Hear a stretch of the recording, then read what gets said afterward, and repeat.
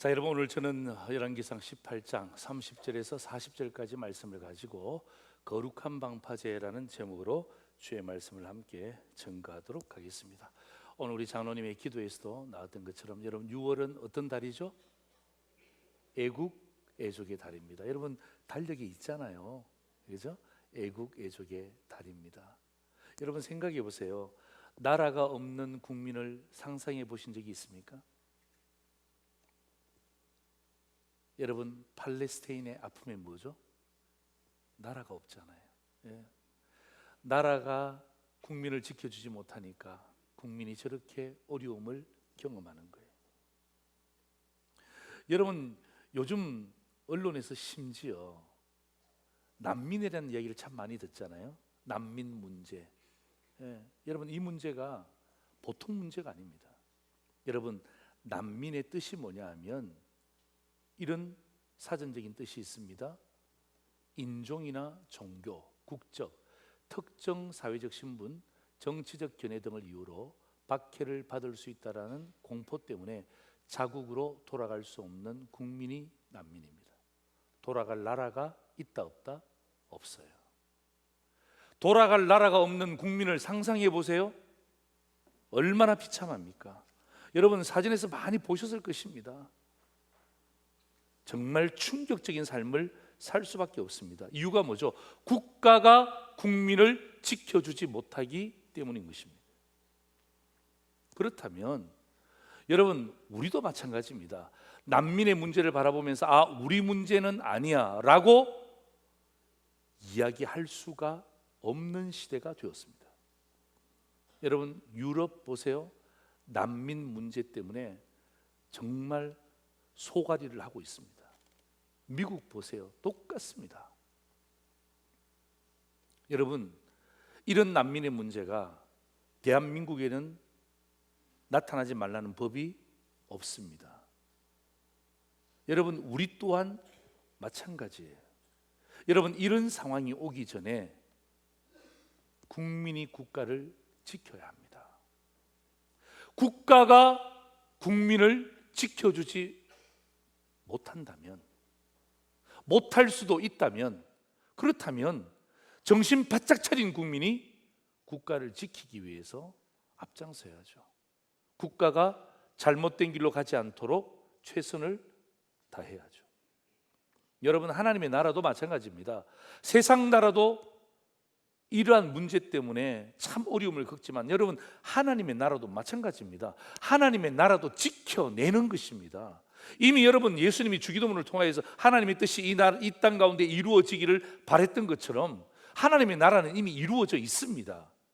그런데 그 하나님의 나라를 어떻게 계속해서 이루어갑니까? 하나님의 백성들이 끝까지 지켜가는 거예요. 여러분의 가정과 여러분의 삶에서, 여러분의 직장 생활에서 어떻게 합니까? 지켜나가야 결국 하나님의 나라가 지켜지고 완성되어지는 것입니다. 가만히 있는다고 해서 하나님의 나라가 지켜지지 않습니다. 여러분이 직장 생활 잘한다고 해서 하나님의 나라가 지켜지지 않습니다. 여러분, 직장 생활 속에서 여러분의 삶의 현장에서 악착같이 지켜내지 않으면 금방 넘어가는 거예요. 여러분, 북한의 안보의 위협 굉장히 무섭습니다. 하다 오물까지 쏘는 나라가 됐네요. 언론에 보니까 미사일을 쏘고 이제는 오물까지 쏘고 있잖아요. 그것도 굉장히 위협적입니다만은 여러분, 그런 부분들은 어떤 의미에서는요, 막을 수도 있고 정치적 타협도 할 수 있고 핵의 도움을 받을 수도 있고 우방의 도움을 받을 수도 있습니다. 그런데 있잖아요, 지금 대한민국을 어떤 의미에서는 타락시키고 망쳐버리게 만들려고 하는 차별금지법의 국회 통과의 위협은요, 여러분, 핵 위협과 비교할 수가 없습니다. 왜냐하면 이 차별금지법은 타협할 수가 없는 법입니다. 여러분, 이 차별금지법이 지금 22대 국회가 시작되었는데요, 지금 많은 국회의원들이 이 차별금지법을 통과시키기 위해서 애를 무진장 쓰고 있습니다. 여러분, 이 차별금지법이 통과되잖아요. 현재도 저와 여러분의 삶이 어려워지겠지만은 우리가 그토록 귀하게 여기는 우리의 자녀들과 우리의 손주들의 세계는요, 어려워지는 정도가 아니라 다 넘어가게 되어 있습니다. 그때 우리는 천국 가 있겠죠. 그러나 이 땅에서 지옥 같은 것을 경험하게 되는 우리의 다음 세대를 보면서 우리는 가슴을 치며 한탄할 것입니다. 그래서 여러분, 우리가 대한민국의 방파제 역할을 감당해야 되는 시기가 되었습니다. 여러분, 방파제가 뭐예요? 방파제라는 것은요, 둑입니다. 둑. 여러분, 이 바닷가 주변에 가면 배들을 이 둑 뒤에다가, 방파제 뒤에다가 세워놓잖아요. 왜냐하면 갑자기 큰 파도나 해일이 왔을 때에 그 물질과 그 배들이 손상되지 않도록 막는 역할을 하는 것입니다. 그리고 요즘에는 그 방파제조차 보호하기 위해서 테트라포드를 설치합니다. 테트라포드가 뭔지 아세요? 자, 보세요. 여러분, 저게 테트라포드입니다. 여러분, 저 사진을 오늘 여러분이 꼭 기억하셔야 됩니다. 제가 다 보내드릴 거예요. 저거 아름다운 사진 아닙니다.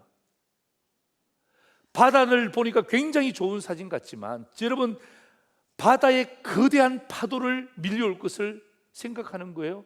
해일이 일 것을 생각하는 것입니다. 에이 목사님, 파도가 몇 번 칠까요? 해일이 몇 번 올까요? 아니에요. 단 한 번의 큰 파도를 한다 할지라도, 단 한 번의 해일이라 한다 할지라도 사람들의 생명을 앗아가기 때문에 방파제를 지키기 위해서 테트라포드를 설치했습니다. 여러분, 저 가만히 생긴 거 보세요. 모양이 별로 아름답진 않지만 사각형이 되어 있잖아요. 저게 뭐냐면 파도가 쳤을 때 파도의 힘을 어떻게 하는 것입니까?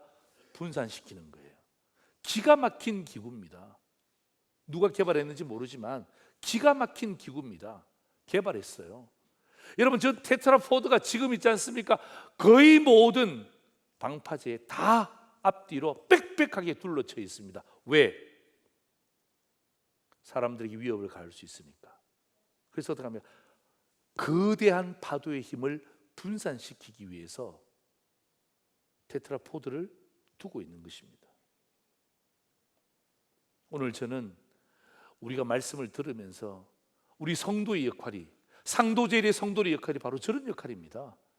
방파제의 역할이면서 동시에 테트라포드의 역할을 감당해서 세상이 교회를 향하여서, 세상이 신앙을 향하여서, 세상이 하나님의 영광을 가리기 위해서 엄청난 힘으로 급습할 때에 피하는 인생이 아니라 영적인 테트라포드가 되어서 그 힘과 능력을 분산시킬 때 결국 하나님의 나라는 지켜지는 거예요. 여러분의 자녀는 보호받는 거예요.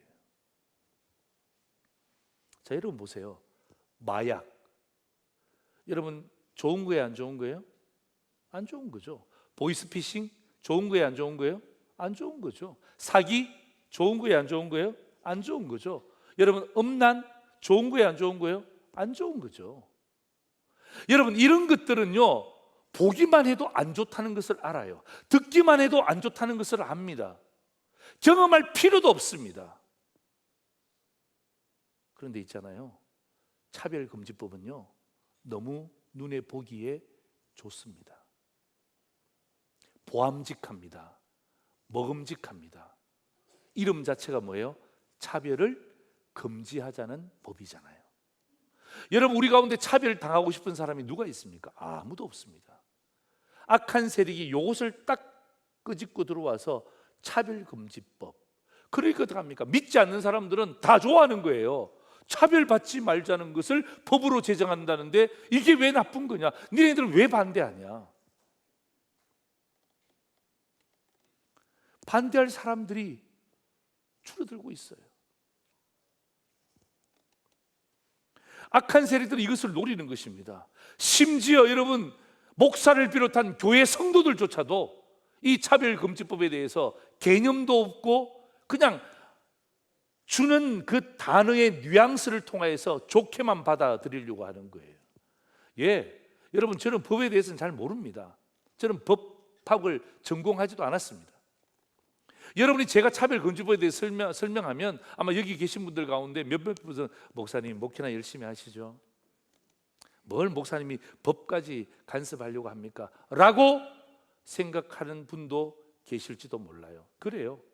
여러분, 제 이야기에 대해서는, 법에 대한 이야기는 목사님이 연약하니까 여러분이 받아들이지 않아도 괜찮습니다. 그러나 여러분, 제 이야기를 듣지 마시고 오늘 법을 제정하는 국회의원의 이야기를 들어보세요. 이분은 5선입니다. 5번이나 국회의원을 하고 있습니다. 국회의원은 법을 만드는 사람입니다. 이런 법을 만들 때 저처럼 상식 없이 만들겠습니까? 저처럼 무식하게 만들겠습니까? 천만에요. 법을 만든다는 것은요, 연구하고 또 연구하고 연구해서 이것이 국민에 미치는 영향들을 고민합니까? 안 합니까? 고민합니다. 그렇게 해서 법을 만드는 사람들이 국회의원들입니다. 그걸 그래서 이름하여 뭐라고 그러죠? 입법부라고 이야기하는 입법부. 예. 여러분, 이 사람의 이야기를 어제 이분이 하셨던 말씀이에요. 이 사람 이야기를 한번 들어보십시오. 포괄적 차별금지법, 이름은 얼마나 거창합니까? 얼마나 명분 좋은 이름입니까? 누가 차별을 반대할 수 있겠습니까? 그러나 법안의 내용을 보면은 정말로 기독교인을 역차별하는 법안이고, 그리고 동성애를 조장하고 동성애를 합법화시키기 위한 의도가 있는, 정략적인 의도가 있는 악법이라는 것을 말씀드려 나왔습니다. 최대의 맹점은 우리가 차이에 대한 정당한 비판할 수가 있습니다. 그 비판을 차별이라는 이름으로 제재함으로써 양심의 자유를 박탈하고 자유민족 기본 질서를 해치고, 그리고 남녀 양성을 기초로 한 대한민국의 법 질서 전체를 무너뜨리는 초헌법적 법안이 바로 포괄적 차별금지법. 그리고 차별이라는 개념에 소위 말해서 괴롭힘이라는 것을 추가해서 누구든지 모멸감을 느꼈다 하면은 법적 제소를 할 수가 있습니다. 법적 제소를 하는 데 있어서 국가가 변호사를 대줍니다. 그리고 내가 법적 제소를 당해서 잠재적 가해자가 되면은 저 윤상현이 그 입증 책임을 져야 됩니다. 그러면은 얼마나 많은 소송들이 보물처럼 터져나겠습니까? 그리고 손해배상이라는 것도 최저 500만 원에서 무려 5배에 달하는 징벌적 손해배상을 때립니다. 그리고 강제이행 부담금을 무려 3천만 원까지 올려놨습니다. 이것은 한마디로 법이 아닙니다. 간략히 말씀드려서 이 자리에 존귀하신 목사님들이 너무 많이 계십니다. 남자가 찾아와서 목사님한테, 목사님 저희들이 결혼하겠습니다, 줄에 서 주십시오 했을 때 무슨 소리야, 안 돼! 라고 하면 목사님을 처벌하는 법안, 우리 교회를 파괴하고 우리 가정을 파괴하고 그리고 우리 사회를 파괴하는 악법 중의 악법이 포괄적 차별금지법이에요. 차별 없는 세상을 만들겠다는 그럴듯한 구호를 내세우지만은 특정 소수 그룹을 위해서 대다수의 국민들을 잠재적인 범죄자로 만드는 초헌법적 과잉인법이다. 그래서 저 윤상현은 여러분들과 함께 국회에서 거룩한 방파제 1호, 2호가 돼서 이 법안을 강력히 막아내겠습니다. 여러분, 차별금지법을 반대하는 나라가 이 세상 가운데 있을까요, 없을까요? 여러분, 모든 나라가 다 넘어갔습니다.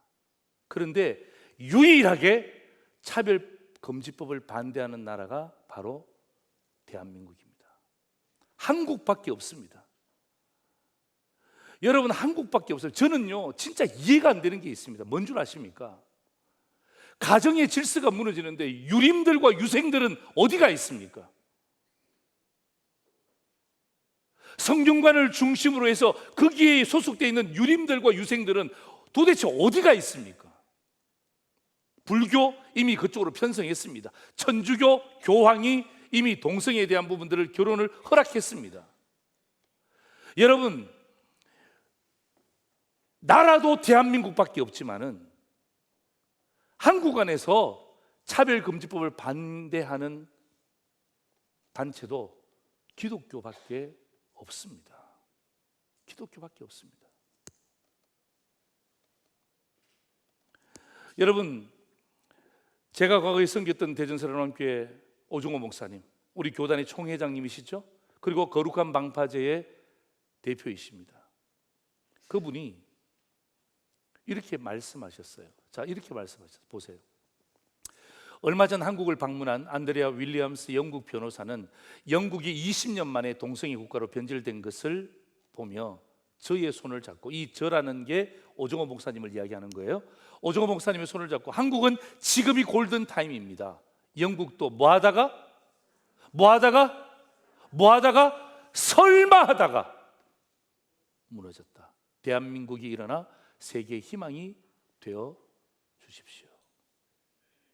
여러분, 에이 목사님, 설마 그런 일이 일어나겠습니까? 목사님, 설마 우리나라 다음 세대에게 이런 동성애에 대한 교육이 일어나겠습니까? 설마 이런 일이 일어나겠습니까? 여러분, 설마가 뭘 잡죠? 사람 잡습니다. 이미 시작됐습니다. 여러분, 대학교 1학년만 되어도 성인지 능력에 대한 부분들을 교육받습니다. 여러분 때 그런 거 교육 받으셨어요? 여러분 학교 다니실 때 성인지 능력을 교육 받으셨습니까? 예, 내가 남자인데 남자로서 무슨 인지 능력을 받는단 말이에요. 당연히 남자지, 당연히 여자지, 무슨 성인지 능력을 교육을 받습니까? 지금은 대학교 1학년만 되어도 반드시 받게 되어 있습니다. 이게 법적으로 통과되었습니다. 여러분, 우리 주일학교 아이들 있죠? 어린아이들, 여러분 동성애 가르치는 것 지금 모 단체에서 엄청나게 심려를 기울이고 있습니다. 남성, 여성, 그리고 뭐예요? 중성. 이제 화장실도 3개로 만들어 달랍니다. 남자 화장실, 여자 화장실, 중성 화장실. 외국에는 이미 있습니다. 외국에는 이미 존재하고 있습니다. 여러분, 우리가 애국 애족의 달을 맞이하면서 북한의 위협 정말 무섭죠. 전쟁 나면 안 되지만 그건 어떻게 하든 막아낼 수 있잖아요. 다양한 방법을 동원해서라도. 그런데 차별금지법은요, 대한민국 하나밖에 없습니다. 대한민국 속에서도 어떡합니까? 기독교 단체, 그리고 깨어있는 기독 성도들밖에 없습니다. 저와 여러분이 설마 하고 물러난다면 결국에는 우리는 그 시대를 보지 못하지만 우리의 다음 세대는 그 시대 속에 비참하게 살게 될 것이고, 나중에 그들은 분명히 우리를 원망할 것입니다.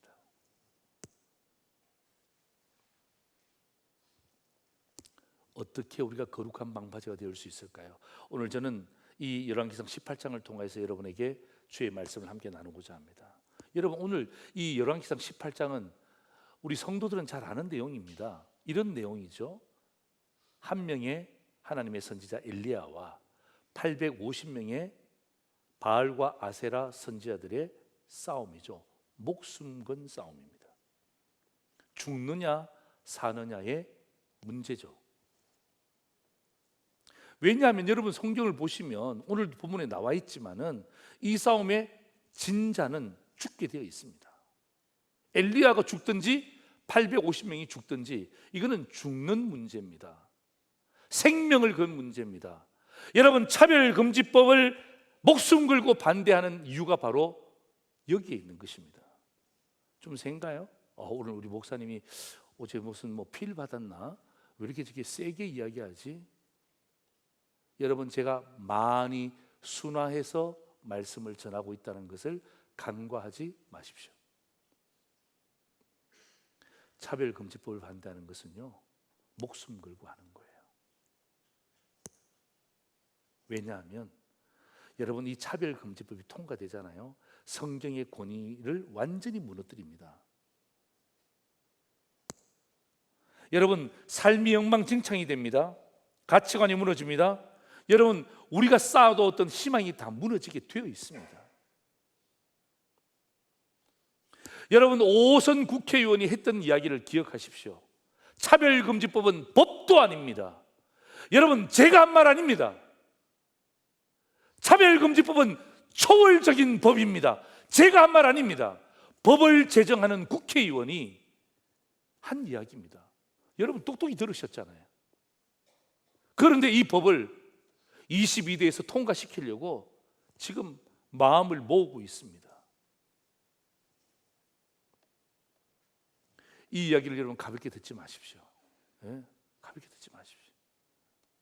오늘 저는 어떻게 하면 이 거룩한 방파제로서의 역할을 우리가 감당하고 우리가 잘 이 방파제 역할을 통해서 우리 다음 세대에게 믿음의 사회를 물려줄 것인가, 저는 두 가지의 주의 말씀을 함께 나누는데요. 첫 번째입니다. 같이 한번 읽겠습니다. 시작. 무너진 제단을 수축하라. 무너진 제단을 수축하라. 여러분, 아브라함이 구약시대에 아브라함이 제단을 샀죠. 여러분, 아브라함만 샀는 것 아닙니다. 야곱이 샀죠. 모세가 샀죠. 가나안 땅에 들어가기 전에 여러분, 이스라엘 백성들이 제단을 샀습니다. 여러분, 제단을 샀는 이유가 무엇입니까? 하나님을 만났을 때 제단을 샀는 거예요.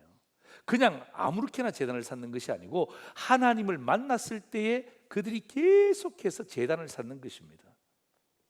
제단을 쌓았다는 말은 다른 말로 이야기하면 하나님을 만났다는 말이에요. 자, 여러분, 창세기 13장 18절 보십시오. 화면 보십시오.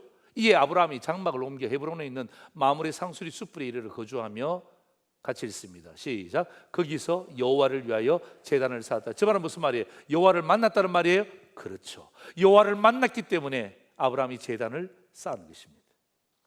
그런데 반대로 여러분, 제단이 왜 무너졌을까요? 오늘 본문 열왕기상 18장 30절에 무너진 제단을 수축하라고 이야기하잖아요. 그 말은 무슨 말이에요? 제단이 무너졌다는 것을 이야기하는 거죠. 여러분, 제단이 무너졌다는 말은 무슨 말입니까? 하나님을 경험하지 못한 세대들이 흥왕했다는 것을 이야기하는 거예요. 그러니까 제단이 무너지는 거죠. 여러분, 바알과 아세라의 850명의 그 사악한 선지자들이 음습할 때에 엄청난 파워로 돌진해 올 때 선지자들이 다 떠나버렸어요. 성도들이 다 떠나버렸어요. 여러분, 선지자가 떠났다, 성도가 떠났다, 그 말은 무슨 말이에요? 제단이 무너졌다라는 또 다른 의미인 것입니다. 그래서 여러분, 열왕기상 18장 오늘 본문이죠. 22절 보세요. 이렇게 되어 있습니다. 엘리야가 백성에게 이르되 여호와 선지자는 누구만 남았다고요? 나만 홀로 남았으나 바알의 선지자는 450명, 아세라 선지자는 400명, 850대 1로 싸우는데 누구만 남았다고요? 나만 홀로 남았다. 나만 홀로 남았다. 다 떠났다는 것입니다. 무너졌다는 것입니다. 그런데 여러분, 여기에서 포기하지 말아야 될 게 뭐냐면 바로 저 메시지예요.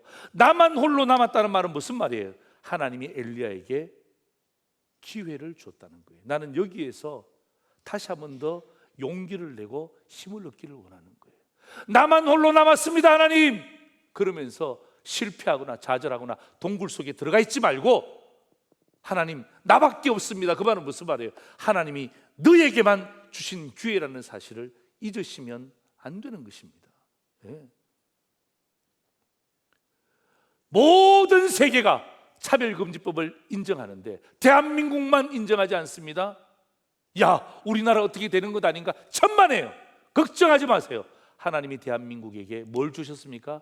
기회를 주신 거예요.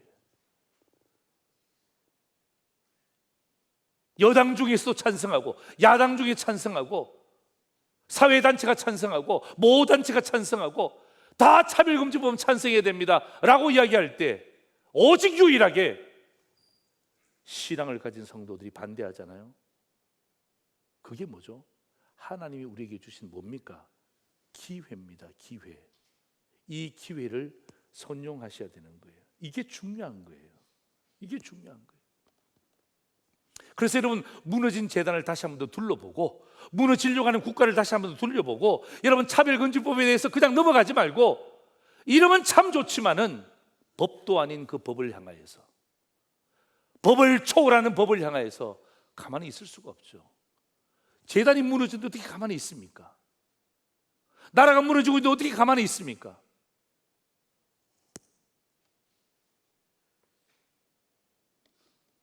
(30절) 보세요. 엘리야가 모든 백성을 향하여 이르되 내게로 가까이 오라.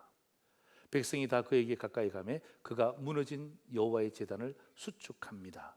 여러분, 제단을 수축할 때는요, 내 마음대로 수축하면 안 돼요. 이게 중요한 거예요. 무너진 제단을 수축하라. 그래, 우리가 제단을 수축하자. 그게 아닙니다. 여러분, 무너진 제단을 수축할 때는 내 마음대로 수축하는 게 아니에요. 여러분, 여러분의 신앙이 무너져 있습니까? 여러분이 어떤 의미에서 신앙의 세계와 멀리 떨어져 있습니까? 목사님 말씀 듣고 내가 다시금 이 제단을 수축하자 그럴 때 내 기분대로, 내 생각대로, 내 판단대로 수축하는 것 아닙니다. 뭐예요? 성경대로, 하나님의 말씀대로. 여러분, 제 이야기가 아니고 성경에 나와 있습니다. 31절에서 33절 보십시오. 이렇게 되어 있습니다. 31절에서 33절. 야곱의 아들들의 지파의 수요를 따라 엘리야가 돌 12개를 취합니다. 이 야곱은 옛적의 여호와의 말씀이 임하여, 그죠? 이미 하나님이 말씀하신 대로 내 이름을 이스라엘이라 하리라 하신 자들아, 그가 여호와의 이름을 의지하여 마음대로 하는 것 아닙니다. 여호와의 이름을 의지하여 그 돌로 제단을 샀습니다. 제단에 돌아가며 곡식 종자 두세 아들 둘만한 도랑을 만듭니다. 33절 보십시오. 나무를 버립니다. 송아지에 각을 뜹니다. 여러분, 각을 뜯다는 말은 완전하게 죽였다는 말이에요. 내장을 끄집어냈다는 말이에요. 나무 위에 놓고 이르되 통넷에 물을 채우다가 번제들과 나무 위에 부으라고 하고. 여러분, 이건요, 엘리야 생각대로 하는 게 아니에요. 하나님의 명령, 규례에 의해서, 율법에 의해서, 우리말로 이야기하면 뭐죠? 성경대로 이 부분들을 계속해서 해나가는 것입니다. 여러분, 우리가 이 차별금지법을 바라보면서, 여러분, 차별금지법뿐만 아니라 오늘 저와 여러분들이 여러분의 삶을 바라보면서 여전히 무너져 있는 부분들을 보고서도 그냥 그대로 방치한다면 그 삶을 사는 거예요. 교회 나와도 여러분 그 삶을 사는 거예요. 돌아보세요. 여러분, 나라를 돌아보세요.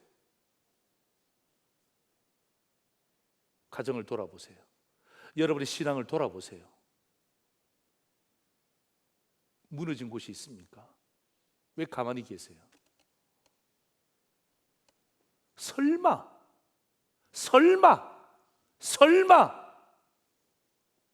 그래서 완전히 무너지는 거예요. 비참하게 사는 거예요. 진짜입니다. 그래서 여러분, 이 나라와 국가를 바라보면서 이 영적 전쟁 가운데 엘리야가 다른 것 하지 않잖아요. 백성들을 다시금 불러 모아서 무너진 제단을 수축하자. 뭐대로? 성경대로. 뭐대로? 율법대로. 뭐대로? 하나님이 말씀하신 대로 딱 세우는 거예요. 여러분, 제단을 쌓는다는 가장 중요한 핵심은요, 이겁니다. 여러분, 36절 한번 보세요. 저녁 소재 드릴 때에 이르러 선지자 엘리야가 나가서 말하되 아브라함과 이삭과 이스라엘의 하나님 여호와여, 주께서 이스라엘 중에서 하나님이신 것과, 여러분, 제단을 쌓는 가장 중요한 핵심이 바로 저거예요. 하나님의 하나님 되심과 내가 주의 종 되심과, 그리고 내가 주의 말씀대로 이 모든 일을 행할 것을 오늘 알게 해 주옵소서. 내 삶의 결단을 주님 앞에 올려드리는 거예요. 이게 제단을 쌓는 가장 중요한 핵심이에요. 여러분, 제단이 무너졌다는 게 뭐예요? 사랑하는 성도 여러분, 제단이 무너졌다는 이유가 그 내용이 뭐예요? 하나님의 하나님 되심을 인정하지 않으면 제단이 무너진 거예요. 내가 하나님의 종됨을 인정하지 않으면 제단이 무너진 거예요. 오늘도 내 마음대로 살아가고, 그죠? 내 힘대로 살아가고, 돈만 있으면 된다라고 물질 만능주의로 살아가잖아요. 그게 제단이 무너진 것입니다. 때문에 제단이 무너진 거예요. 돈이 없는 것이 아니라 돈 때문에 제단이 무너진 우리의 모습들을 오늘 성경은 우리에게 적나라하게 이야기하고 있는 거예요. 무너진 제단을 수축하세요. 나라를 위해서 기도하지만 나라를 위해서 기도해야 되는 우리 삶을 바라보면서 내가 무엇이 무너져 있는지를 보고 성경대로 다시금 회복해야죠. 그대로 살 거예요? 이제 이 세상 얼마 안 남았다고 그냥 살면 돼요? 아니잖아요. 여러분, 차별금지법은요, 주객을 전도하는 법입니다. 주인과 객을 바꾸는 법이에요. 아시겠어요? 여러분, 성경으로 돌아가고 차별금지법의 제정을 막는 것은요, 주객을 확실하게 정하는 거예요. 주인이 누구고 내가 객이라는 사실을 정확하게 정하는 거예요. 그러니까 저 악한 세력들이 악랄하게 주객 전도하는 법을 만들어내려고 하는 거예요. 오늘 저는 여러분에게 이 무너진 제단을 수축하는 것, 나라를 위해서 뿐만 아니라 나라를 위해서 기도하는 성도들이 여러분, 내가 직분이 있다고 자동적으로 제단이 쌓아지는 것 아닙니다. 여러분, 목사라고 자동적으로 제단이 쌓아지는 것 아닙니다. 저는 요즘에 최근에 있잖아요. 근데 여러분에게 부끄러워서 말도 못합니다. 진짜 여러분, 이런 목사가 있을까 할 정도로 너무 내 가슴이 아파요. 너무 내 가슴이 아파요. 신학을 전공했어요. 사역을 했습니다. 수십 년을 사역을 했습니다. 근데 너무너무 가슴 아픈 일을 벌이고 있어요. 너무 한 번도 본 적도 없고 생각한 적도 없는 일들을 너무나 자연스럽게, 세상에서도 일어나지 않는 일을 너무나 자연스럽고 당당하게. 여러분, 자만하지 마십시오. 여러분, 제단은 그냥 수축되지 않습니다. 제단은 그냥 세워지지 않습니다. 시간이 지나간다고 회복되지 않습니다. 여러분이 다시 한 번 더 하나님 앞에서 작정하고 성경대로, 말씀대로 주의 은혜들을 받지 않으면 절대로 회복되지 않습니다. 두 번째입니다. 같이 한번 읽을까요? 시작. 확실한 응답을 기대하라는 것입니다. 여러분, 무너진 제단을 수축하는 것, 그리고 확실한 응답을 기대하는 건데, 여러분, 물과 불은 뭐죠? 상극입니다. 맞습니다. 여러분, 불이 났을 때 뭘 뿌리죠? 예, 불을 뿌려요? 물을 뿌리죠. 예, 우리 어르신들 정신 바짝 차리고 말씀드려야 됩니다. 불이 났는데 여러분, 불을 뿌리지 않습니다. 뭘 뿌리죠? 물을 뿌립니다. 물을 뿌립니다. 그래서 불을 뭐 하죠? 끄는 거예요. 물과 불은 상극입니다. 그런데 여러분, 오늘 우리 읽었던 본문 가운데 33절 보면요, 이렇게 돼 있거든요. 제단 위에 송아지를 제물로 잡는데 이렇게 통에다가 통 넷을 가지다가 물을 채우라는 거예요. 그리고 그 제물 위에다가 물을 부어라는 거예요. 그것도 몇 번이나? 3번씩이나 물을 부어라는 거예요. 물이 철철철 넘치잖아요. 나는 이게 이해가 안 돼. 내가 하나님 같으면 그렇게 안 할 것 같아. 엘리야야, 제물 바짝 말려라. 나무 바짝 말려라. 돌 탈탈 털어라. 그렇게 해서 제단을 쌓게 하면 주의 불이 떨어지자마자 바로 타버릴 거 아니에요. 그러면 어떡합니까? 진짜 하나님의 영광스러움이 더 나타날 텐데 뭐예요? 다 성경대로 하게 하고 난 다음에 어떡하면 이해가 안 되는 것들을 하나님이 요청하는 거예요. 엘리야를 통해서 통넷을 길러서 꽉 채워서 물을 부어라. 12통을 그냥, 예? 그 제물 위에 그냥 시절이 붓는 거예요. 그러니까 어떡합니까? 도랑에 물이 어떡합니까? 철철철철 넘쳐요. 35절 보세요. 물이 제단으로 두루 흐르고 도랑에도 물이 뭐다고요? 가득 찼다는 것입니다. 자, 보세요. 제가 여러분 이해가 안 되는 구절이 뭐냐면 38절이에요. 자, 38절 보시면 이에 여호와의 불이 내립니다. 번제물을 태웠습니다. 이해가 되죠. 이해가 되죠. 하나님이 그 강력한 응답이니까. 그 다음에 나무를 태웠다, 돌과 흙을 태웠다. 이거 다 이해가 됩니다. 근데 하나님이 오늘 성경을 통해서 우리에게 뭘 이야기하고 있습니까? 그 다음 한번 읽어볼까요? 시작. 또. 다시 한번 더 시작. 또. 한 번 더 시작. 또. 그 다음 뭐래요? 도랑의 물을 핥은지라. 세상에. 여러분, 번제물을 태웠다, 나무를 태웠다, 돌과 흙을 태웠다, 이것만 해도 하나님의 확실한 응답인 줄 믿습니다. 그런데 뭐예요? 또 도랑의 물을 핥은지라. 여러분, 우리 그 퍼먹는 그 요구르트 있잖아요. 퍼먹는 요구르트 보면 이렇게 탁 뚜껑을 따잖아요. 따면 뚜껑에 뭐가 붙어 있나요? 요구르트가 붙어 있어요. 요플레가 붙어 있어요. 그런데 신기하게도 그거 이렇게 긁어 먹는 사람 한 사람도 없더라고요. 또 그 버리는 사람도 없어요. 내가 유심히 와서 우리 구역장 공부할 때 그거 주거든요. 보면 유심히 다 버리는 사람 아무도 없어요. 가만히 보니까 어떡합니까? 어떡하죠?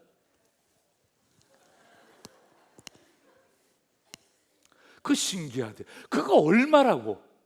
그거 얼마짜리라고? 이거 모양새도 이상하지 않나요? 아니, 나이 든 사람들이 얼마나 모양새도 좀 빠지잖아요. 얼마나 이상합니까? 근데 뭐 누가 저도 한 번도 배워본 적, 우리 어머니 아버지가, 야 성민아, 이 요거트 그 뚜껑은 이렇게 혓바닥으로 핥아 먹어야 된다, 이렇게 말씀하신 적 한 번도 없는데, 근데 저도 있지 않습니까? 그렇게 싹싹 합니다. 제가 그 생각이 나면서, 하나님은 확실한 분이시구나. 확실한 분. 그러니까 어떡합니까? 엘리야를 향해서, 오늘 저와 여러분을 향하여서 너 말씀대로 했냐? 했습니다.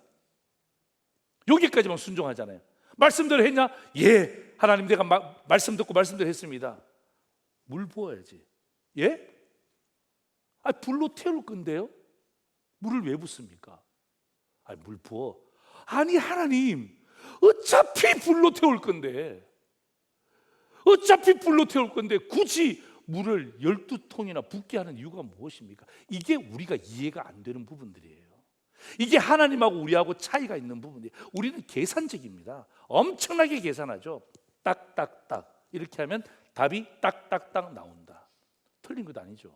그것만 해도 감사하죠. 그러나 하나님은 그런 분이 아니세요. 오늘 여러분에게 하나님, 오늘 이 말씀을 통해서 이렇게 합니다. 네 인생에 물을 부어라. 네 삶에 물을 부어라. 권사님의 아픔에 물을 부어라. 네? 이해가 안 되는 거예요. 다른 사람이 믿지도 못합니다. 그런데 보세요. 하나님이 물을 붓고 난 다음에 불을 주셨는데 어떡합니까? 뭐 송아지, 뭐 나무, 흙, 돌, 당연한 거고요. 또 도랑의 물까지 뭐 했다고요? 핥았더라. 네? 도랑의 물까지 핥았더라. 저는 오늘 이 말씀을 여러분과 함께 나눌 때, 여러분의 인생에도 여러분의 인생의 도랑의 물까지 핥으시는 하나님의 응답이 나타나기를 주의 이름으로 축원합니다. 여러분, 이것을 경험하면 신앙생활이 기뻐요. 감사해요. 불평할 게 없어요. 어려워도 어떡합니까? 그래, 하나님은 내 무엇까지? 도랑까지 핥으신다. 예. 내 인생의 도랑까지 핥으시는 하나님, 내 미래의 도랑까지 핥으시는 하나님, 그 하나님이 계신다면요, 우리가 거룩한 방파제가 안 될 수가 없어요. 여러분, 제가 참 좋아하는 그 초대 교부 터툴리안이 있는데요. 이 터툴리우스라고 하는데요. 이 터툴리안이 보세요, 이런 말을 했습니다. 우리 같이 한번 읽어볼까요? 시작. 내 생각으로 이해되지 않기 때문에 나는 하나님을 믿는다. 내 머리로 이해된다면 사람이 만든 것이다. 여러분, 터툴리안이 초대 교부 아닙니까? 당대 최고의 석학 아닙니까? 내 생각으로 이해되지 않기 때문에 나는 하나님과 성경을 믿는다는 거예요. 만약에 성경과 하나님이 내 머리로 다 이해가 된다, 그러면 그 성경과 하나님은 누가 만든 거예요? 사람이 만든 거예요. 사람이 만들었기 때문에 내가 다 이해가 되는 거예요. 그러나 성경과 하나님은 내 머리로 도저히 이해가 되지 않기 때문에 나는 그 성경과 하나님을 믿는다. 여러분, 여러분에게 있어서 하나님은 어떤 하나님이세요? 여러분, 이해되시는 하나님이세요? 왜 하나님을 이해하려고 하시죠? 여러분, 과학적인 사고로 답을 만들면 하나님이 이해가 됩니까? 여러분, 오늘 하나님은요, 내가 이해할 수 없지만 하나님은 내 삶의 도랑까지 핥으시는 그 하나님을 저와 여러분의 마음 가운데 믿음으로 딱 갖는 거예요. 한국에 있든지 어디에 있든지 어딜 가든지 무엇을 하든지 여러분, 이 가장 중요한 진리를 놓치는 순간 우리는 그냥 불을 보듯이 보는 거예요. 잘 살 수 있어요. 행복하지는 않아요. 평안하지는 않아요. 좋은 집에 갈 수 있어요. 그러나 그 속에서 하나님이 주시는 평안을 찾을 수가 없어요.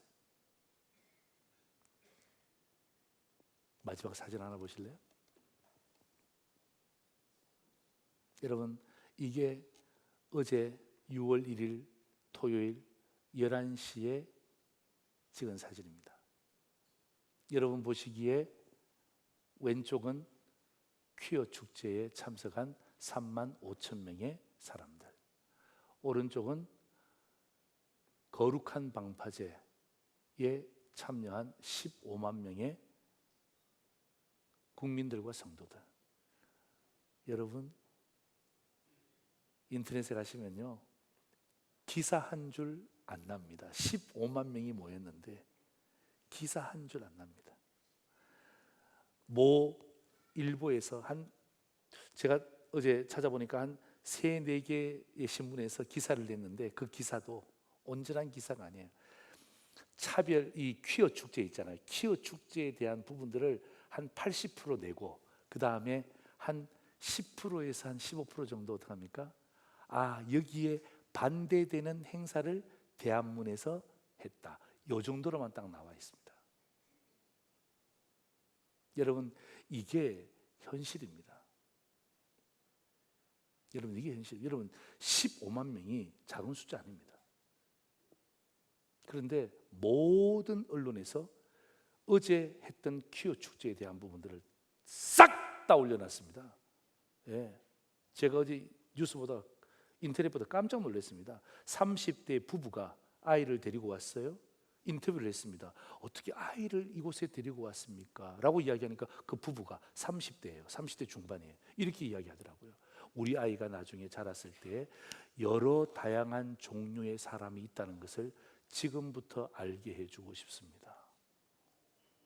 와우.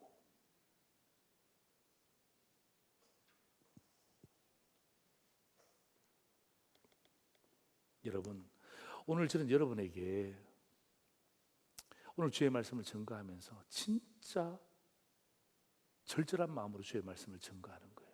오늘 저와 여러분의 마음 가운데 여러분, 나라를 바라보며 또 사회를 바라보며 심지어 우리 교회를 바라보며 우리 성도들의 자신을 바라보며 여러분, 다시 한 번 더 거룩한 방파제의 역할을 하시길 바랍니다. 무너진 제단 내버려 두지 마시고 수축하세요. 그리고 하나님은 내가 이해할 수 없지만 확실하게 응답해 주시는 분이시다. 그래서 여러분, 머릿속에 내 인생의 도란까지 핥으시는 그 하나님을 의지한다면 우리는 거룩한 방파제로서 살아낼 수 있는 거예요. 설교해 보십시오. 자, 거룩한 방파제죠. 자, 첫 번째입니다. 같이 읽습니다. 무너진 제단을 수축하라. 두 번째입니다. 확실한 응답을 기대하라. 아멘입니까? 아멘입니까? 기도하겠습니다.